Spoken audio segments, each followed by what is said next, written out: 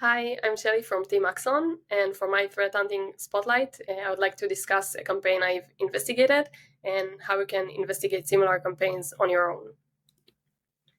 So let's start with the campaign overview. We investigated an info-stealer campaign that all started with a phishing website that hosted a malicious zip file. The zip file included one internet shortcut file, which we will soon discuss, and it was targeting Mexico-based users. So the phishing websites were Mexico government offices websites, and that way the users were tricked into believing these are actually legitimate websites. The final objective, as I already mentioned, is an InfoStealer installation. It was installed using a malicious browser extension, either Edge or Chrome browser, and it was a multi-stage infection chain. It started, as we mentioned, with a zip file, which included the internet shortcut file. The internet shortcut file masqueraded as a PDF, luring the users to believe it's a legitimate document. And actually, it referenced a remote web dev server that hosted a JSE file. The JSE file was then executed using WScript and fetched a remote PNG file that was saved to disk actually as an HTA file. Then the HTA file was run using MSHTA, and the final objective was installing the malicious browser extension using a PowerShell module. So, how we investigate such attacks? First, the first thing is to conduct IOC scans across all the environment. So you want to check for hits for your C2 server, the payload hosting server, hashes, anything that you found until this point that will help you gain more insight into hosts that were affected. Then, once we get hits, we can investigate TTPs and gather additional IOCs from these affected hosts. So in my investigation, I was able to connect to the attacker infrastructure. It was an open web dev server, which was open without any authentication.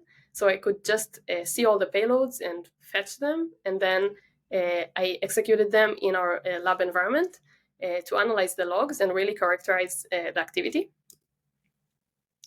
And after doing so, we can hunt for shared patterns and TTPs.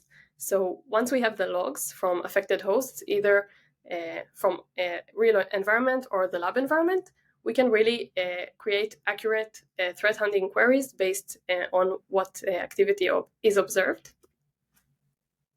And then we go hunt for these TTPs.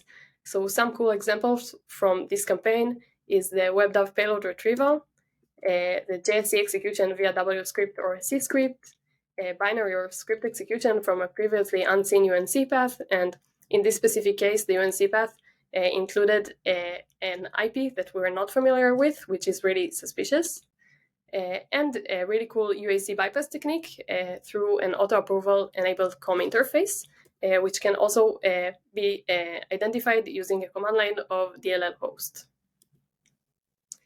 So after that, we can extract detection and enrichment opportunities. So we did really good work. We hunted for the TTPs, and now we can take the threat hunting queries that were high fidelity and generated high quality leads and automate the process and put it inside the security solution. Also, some detections maybe are not enough to bring a full picture. For example, the UAC bypass technique, we would like to ask some questions. For example, what process ran elevated thanks to the UAC bypass. So this is a cool enrichment we can add on top of the detection. And of course, throughout the whole loop, we want to be reporting to stakeholders on real time. So this may be a customer or an executive or the IT team or the SecOps team.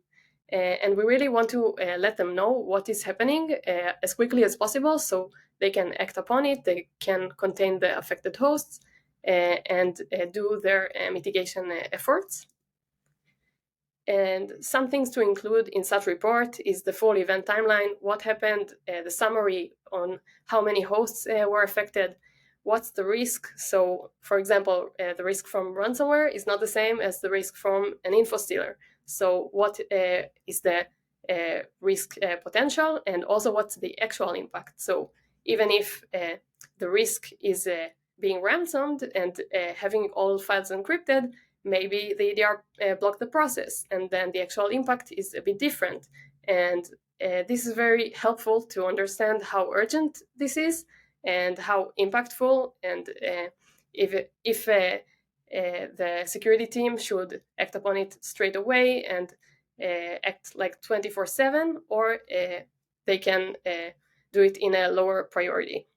Also, something you want to provide is actionable containment and mitigation recommendations, and also some hygiene and visibility gaps if they were found during the engagement. So to wrap up, we've discussed a case study of one InfoSteer investigation that I did in the team, and we learned from it how the process works from IOC scan, then deep dive into the TTPs, and how we can threat hunt for them, and finally maybe turn them into detections and enrichments that are automatic inside our security solution, and the reporting to stakeholders, which is crucial during the whole engagement. So I really hope you gain some helpful takeaways from this, and feel free to also take a look on the blog that explained in further details the TTPs that we discussed.